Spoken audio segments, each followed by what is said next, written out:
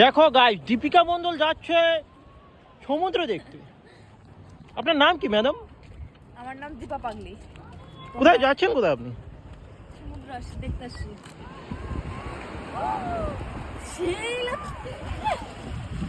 আপনি কি পড়ে যাচ্ছেন? অতিরিক্ত খুশিতে আমি একটু পড়ে যাচ্ছিলাম।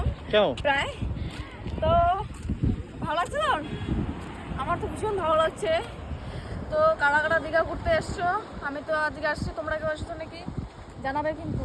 আর আমার তো দারুণ লাগছে, দারুণ, মানে বলে অনুভূতিটা মানে বলে বোঝাতে পারছি না। এত এদিকে দেখাও, বলে বোঝাতে পারছি না।